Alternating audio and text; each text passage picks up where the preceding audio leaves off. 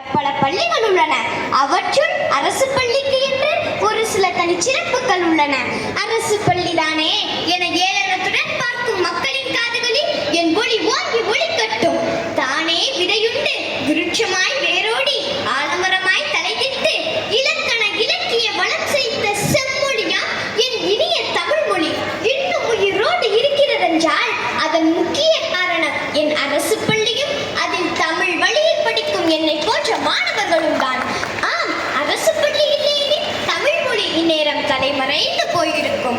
நான் அம்மாவின் செல்ல பிள்ளை, நான் அம்மம்மாவின் செல்ல பிள்ளை என கொஞ்சி பேசும் மழலைகளுள் சமூகத்திற்கே செல்ல பிள்ளைகளாக பிரசவித்த எம் மாற்றுத்திறனாளிகள் படிப்பதற்காகவும் பாதுகாப்பிற்காகவும் அதிகம் தஞ்சம் புகுவது எம் அரசு பள்ளியில் மட்டுமே. ஈன்ற பொழுதில் பெரிதுவக்கும் தன் மகனை சான்றோன் என கேட்டுத்தான் என்கிறார் நம் ஐயன். என் அரசு பள்ளி குழந்தைகள் பலர் அம்மாக்களை இறப்பாலோ பிரச்சனைகளாலோ இழந்து பாட்டிகளின் அரவணைப்பாலும் பள்ளி சத்துணவாலும் வளர்கின்றனர். தந்தை மகர் காற்றும் நன்றி அவையத்து முந்து இருப்ப செயல். ஆனால் என் அரசு பள்ளியில் படிக்கும் பலரது அப்பாக்கள் மதுபான கடைகளில் முந்தி இருக்கும் ஆன்மாக்களாகவே உள்ளனர். இப்படி உள்ள அப்பாக்கள் எப்படி தன் மகனை கற்றோர் நிரம்பிய சபையில் முன்னிறுத்துவர்?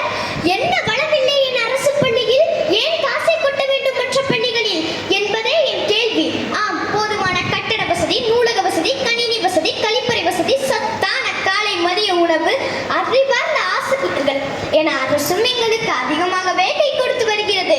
அது மட்டுமா, வருடம் ஒரு முறை கலை திருவிழா. அடடா, இது பற்றி தெரியாதவர்கள் சமூக வலைதளங்களை தட்டி பாருங்கள். எங்களது திறமைகள் உங்களை அசர வைக்கும், ஆட வைக்கும். மதிப்பெண்ணை மட்டும் அறுவடை செய்ய வைப்பதில்லை எம் பள்ளி. மிதிவண்டியில் என் நண்பர்களோடு செல்லும் அனுபவத்தை எந்த ஆடிக்காரும் தர முடியாது. எம் பள்ளி எல்லா சூழலிலும் வாழ கற்றுக் கொடுத்துள்ளது. கல்வி மட்டுமே வாழ்வை மாற்றும் என புரிய வைத்துள்ளது. வறுமை வாழ்வில் உயரவோர் தடையில்லை என உணர வைத்துள்ளது. ஆம், என் அரசு பள்ளி வறுமையின் அடையாளம் அல்ல, பெருமையின் அடையாளம். ஆம், என் அரசு பள்ளி வறுமையின் அடையாளம் அல்ல, பெருமையின் அடையாளம்.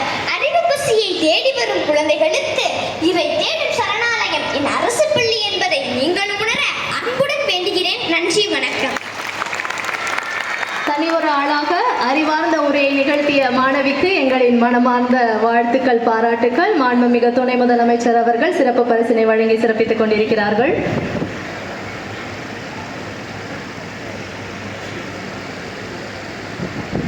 மாண்புமிகு துணை முதலமைச்சர் அவர்கள் புத்தகம் வழங்கி சிறப்பித்துக் கொண்டிருக்கிறார்கள்.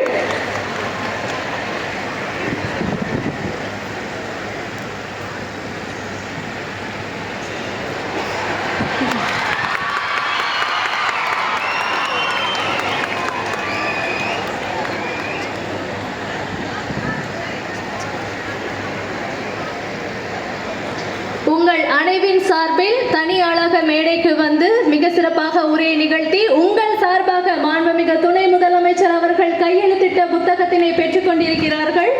ஊராட்சி ஒன்றிய நடுநிலை பள்ளி மாணவி.